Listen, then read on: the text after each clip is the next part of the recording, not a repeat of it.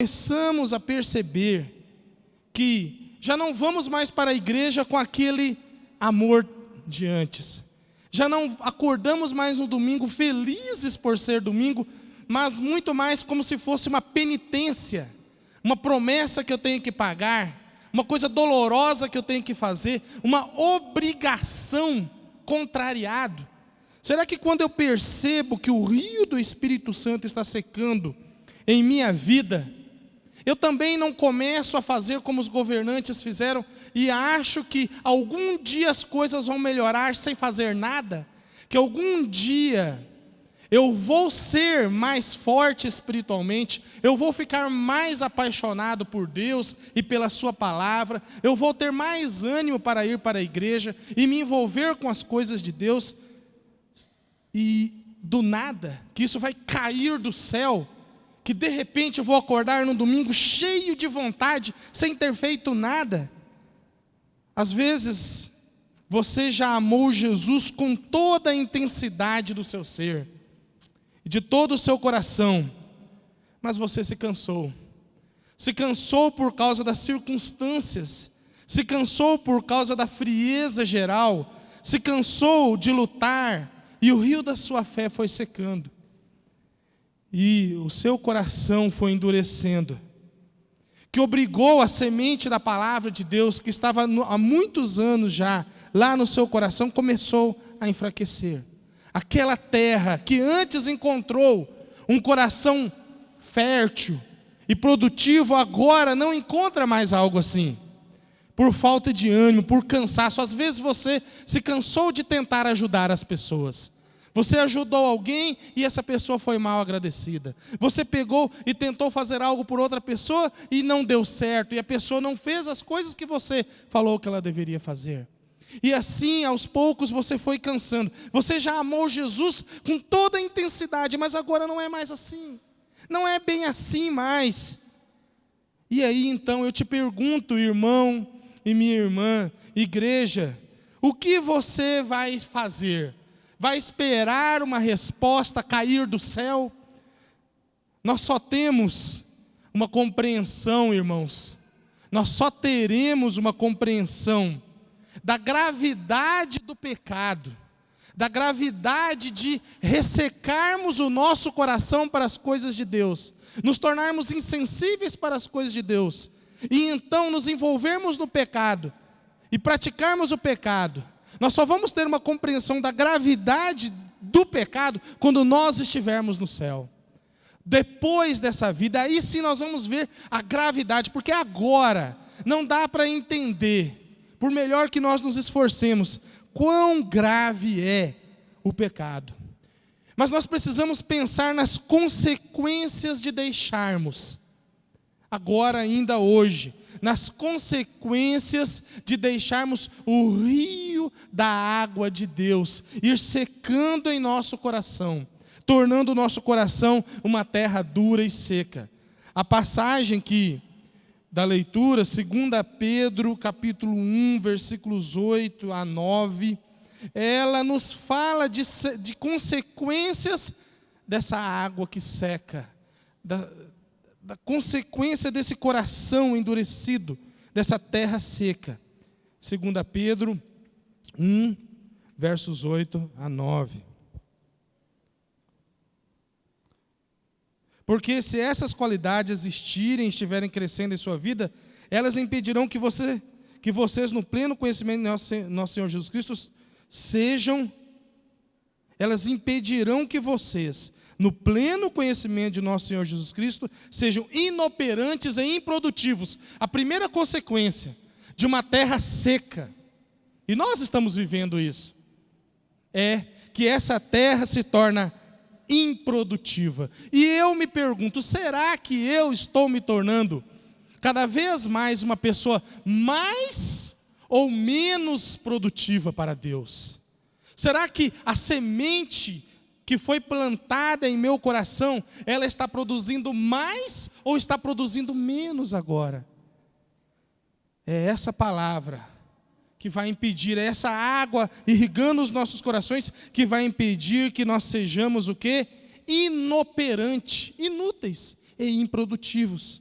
E o versículo 9 diz assim: todavia, se alguém não as tem, está cego, só vê o que está perto, esquecendo-se da purificação dos seus antigos pecados. Ao invés da produção esperada do fruto da fé, essa pessoa se torna cega, ela não consegue enxergar o seu futuro, ela não consegue perceber a realidade espiritual que a cerca, ela está esquecendo, ela só está enxergando o que está perto, esquecendo-se, só vê o que está perto. O que está perto, irmãos?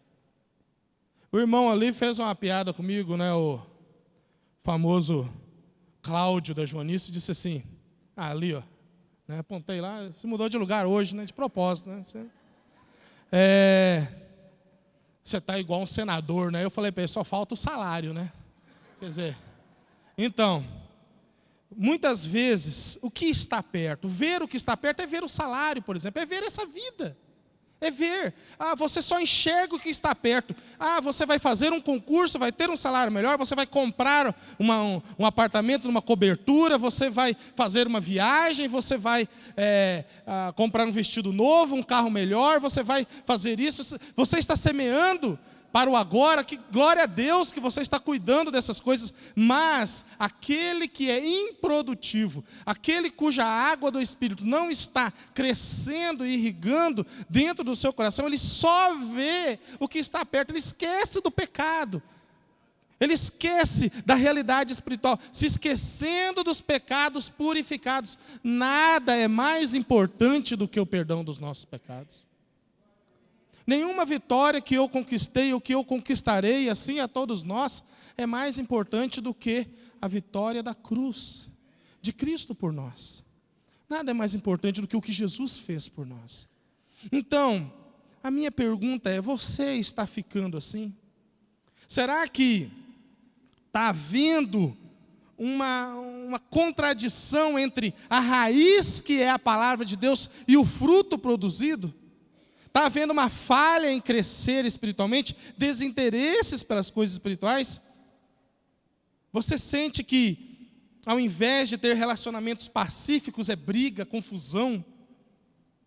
Relacionamento diário com Deus não é bem assim. Eu tenho um relacionamento, lembro de Deus, ou nem lembro que Deus existe a maior parte do dia.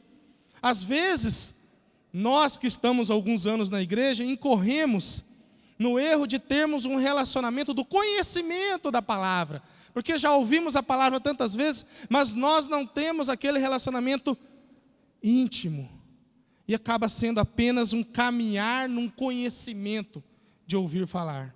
Alguma coisa às vezes está errada com a colheita das nossas almas, há uma contradição muitas vezes, e o coração ressequido, a falta de água, leva a pessoa a ficar como ineficaz, improdutiva, vivendo os mesmos problemas vez após vez. Falta o quê? A água da palavra. E eu acho que você já sabe para onde eu estou indo agora, não é?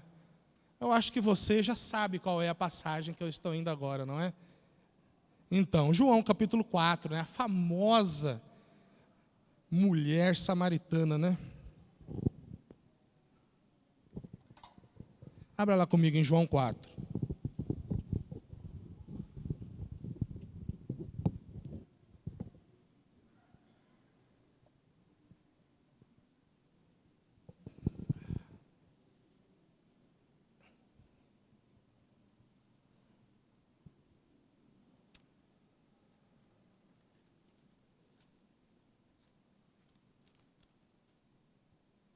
João 4.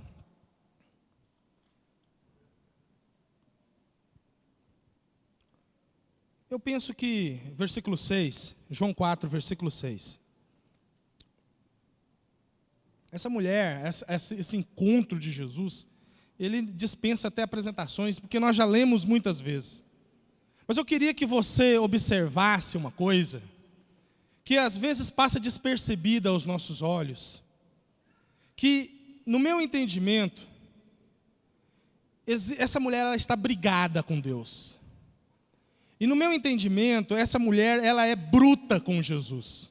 Ela é um pouco agressiva com Jesus. E eu quero te mostrar por que eu vejo assim. Então, nós estamos em João capítulo 4, versículo 6. Havia ali o poço de Jacó. Jesus, cansado de viagem, sentou-se à beira do caminho. Isto se deu por volta do meio-dia. Você acha que foi à toa? Você acha que não foi providencial esse encontro aqui? Você acha que Jesus foi por aquele caminho, já não pensando em você e em mim, para uma lição que ele quer dar aqui? Nisso veio uma mulher samaritana, ele já estava lá, tirar água, e disse-lhe Jesus: dê-me um pouco de água. Poxa vida, só pediu água. Até na nossa cultura, negar água, até pecado, uma coisa dessas pessoas falam, não é? Na nossa cultura, no nosso país, negar água para alguém, jamais, eu nunca vou fazer uma coisa dessa. E como é que ela pega e responde para Jesus? Ela dá uma patada, dá um coice em Jesus. Como que o Senhor, sendo judeu, pede a mim, uma samaritana, água para beber? Só faltou ela falar: você não tem vergonha na cara, não? Né? E aí tem a explicação: pois os judeus não se dão bem com os samaritanos.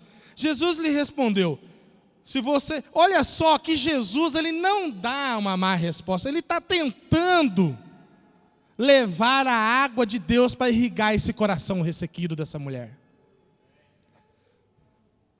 Se você conhecesse o dom de Deus e quem está lhe pedindo água, você lhe teria pedido e ele teria dado água viva. Disse a mulher: olha só, no meu entendimento ela zomba, ela está brava. Ela fala assim: o senhor não tem com que tirar a água e o poço é fundo, onde vai conseguir essa água viva?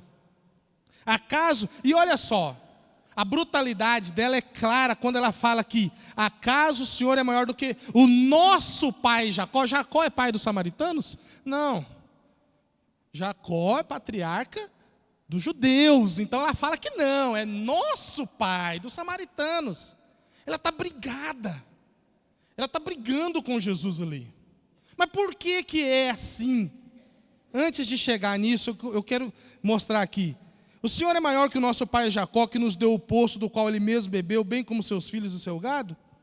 E Jesus respondeu: quem beber desta água terá sede, mas quem beber da água que eu lhe der, nunca mais terá sede. Ao contrário, a água que eu lhe der se tornará nele uma fonte de água a jorrar para a vida eterna. Você acha que essa mulher já creu, que ela já está convertida agora quando ela fala isso? Não.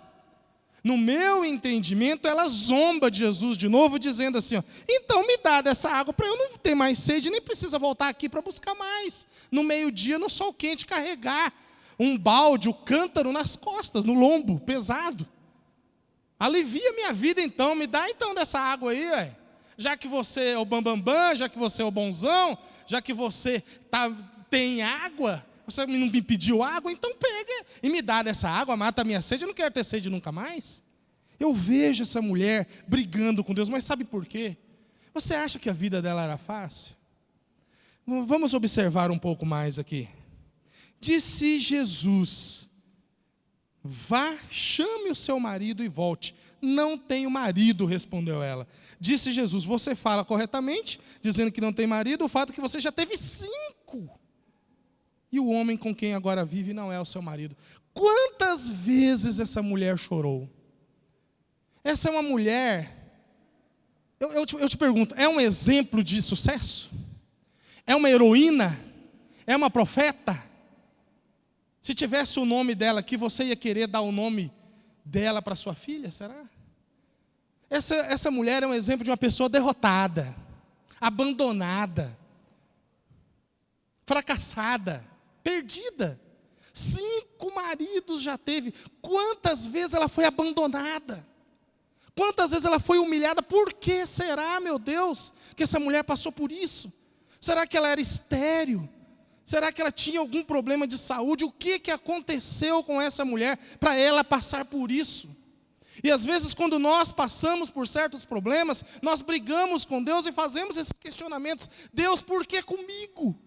Por que isso tem que acontecer comigo, meu Deus? Eu sou fiel a Ti, eu Te amo, eu vou na igreja, e esses problemas vêm acontecer justamente comigo. Às vezes você se sente abandonado por Deus, porque essa mulher se sentia. Essa mulher sabia o que era ser abandonada, sabia o que era ser humilhada, sabia o que era ser desprezada, e o coração dela foi ressecando. E a água no coração dela, a água de Deus foi ressecando porque ela queria, ela buscava ter um relacionamento com Deus. Ela estava meio enganada, meio errada, mas ela estava tentando. E Jesus, olha que coisa maravilhosa, meus irmãos. Jesus se aproxima dessa mulher derrotada, fracassada, é um perfeito exemplo para a minha vida, de quem eu sou muitas vezes, e da sua vida também. Muitas vezes nós somos isso, derrotados, fracassados, choramos, muitas vezes de barriga cheia. Muitas vezes nos questionamos, Deus, por que tem que ser assim comigo? Você acha que essa mulher não olhava para suas vizinhas e pensava assim, puxa vida, aquela mulher é casada há 40 anos com o mesmo marido, por que o meu me abandonou? Ou os meus me abandonaram? Por que para os outros dá certo e para mim não dá? Por que a vida dos outros floresce tanto e a minha vida está indo só dando errado, de vento em popa, indo para trás? Por quê? Essa mulher, com certeza, ela tinha muitos questionamentos. E eu acredito que ela estava brigada com Deus. Mas Deus não brigou com ela. Eu acho espetacular, igual o ladrão da cruz. Quem era ele? Quem é ela para merecer? Nem nada. Nós não merecemos o amor de Deus, irmãos. Mas mesmo assim, ele é derramado em nossos corações. É espetacular isso daí. É espetacular você ver Jesus conversando com essa mulher, ela dando patada nele, ela dando coice nele, ela dando má resposta para ele uma vez após outra, e Jesus insistindo com ela, porque ele sabe que ela vai mudar, porque a água do Espírito, a água de Deus brotando em seu coração, a sua vida vai mudar. As coisas vão ser diferentes para você. As coisas vão ficar melhores para você. Você vai conseguir, vai ser melhor, vai melhorar. A sua vida melhora com a água do Espírito jorrando em seu coração. E quando nós observamos o diálogo dela aqui sobre, você deve adorar aqui em Jerusalém, deve adorar lá em Jerusalém, aqui, ela ainda está assim, ela me demonstra que ela pensava em coisas espirituais. Ela tinha dúvidas espirituais, porque ela fala aqui, olha lá comigo no versículo 19 a 20. Disse a mulher, vejo que é profeta. Nossos antepassados adoraram neste monte, mas vocês, judeus, dizem que Jerusalém é o lugar onde se deve adorar. Então, ela demonstra que ela tem uma questão espiritual na vida dela. Por mais que tenha secado, ela ainda, alguma coisa sobre a adoração está na mente dela, ela tem uma dúvida. Ela quer adorar, mas está difícil. Está difícil porque, como que eu vou adorar a Deus se tudo dá errado? Como que eu vou adorar a Deus se a vida não está indo bem? Se eu sofro preconceito dos outros? Como? Então há um raciocínio dela, ela conversa esse assunto com Jesus, Jesus pega e fala, vocês samaritanos adoram o que não conhecem, versículo 22, nós adoramos o que conhecemos, pois a salvação vem dos judeus. Né? E aí o versículo essencial, né? Que o Pai procura aqueles que adoram o Espírito, né? Versículo 24, Deus é Espírito, e é necessário que os seus adoradores o adorem em Espírito e em verdade. Disse a mulher, eu sei que o Messias está para vir. Quando ele vier, explicará tudo para nós. Veja só, não é uma pessoa ignorante completamente sobre as verdades de Deus. Porque para ela tocar nesse assunto de Messias, de adoração, é uma pessoa que tinha um certo conhecimento de Deus. Não completo, não perfeito. Ela não entendia bem as coisas, e era fracassada, derrotada, tudo aquilo que nós falamos.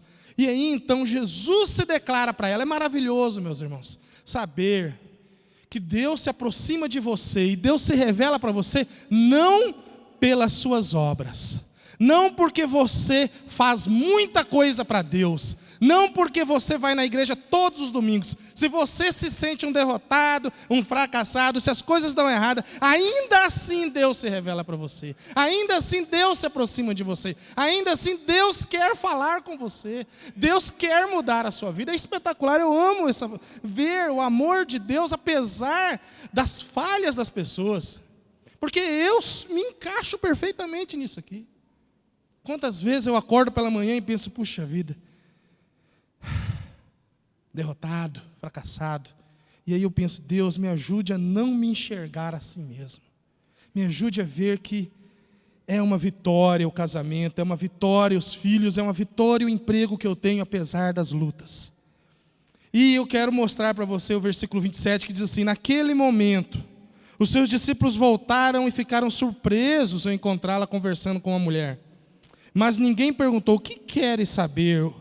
Ou por que está conversando com ela? Então, deixando o seu cântaro, a mulher voltou à cidade e disse ao povo: venham ver o homem que me disse tudo o que tenho feito. Será que ele não é o Cristo? Observe o seguinte, como disse Max Lucado, que a mulher deixou o cântaro para trás, ela deixou o peso para trás, ela deixou o passado para trás, ela deixou a culpa para trás, ela deixou o que ela tinha que carregar nas costas para trás.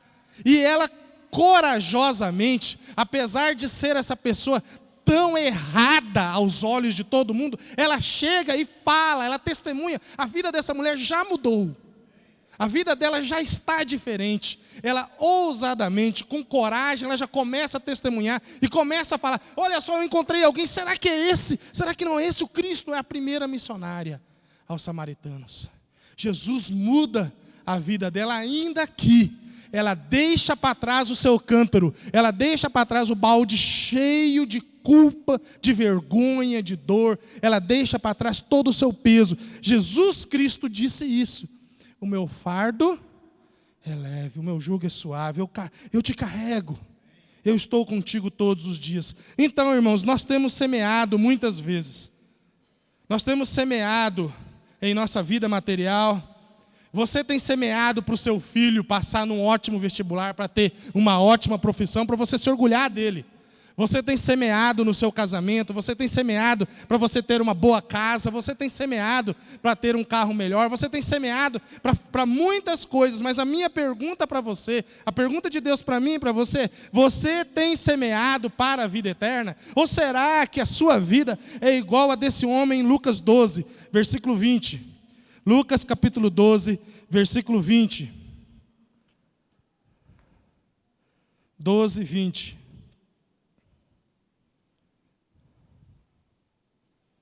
Só um pouquinho antes, né? O versículo 16, essa passagem é famosa já. Às vezes eu tenho vontade de pregar sem falar nenhum versículo, só contando as histórias e falando assim: não, você já sabe o que está escrito, você já sabe o que está escrito, mas não vou fazer isso não. Quem sabe outro dia, vamos lá.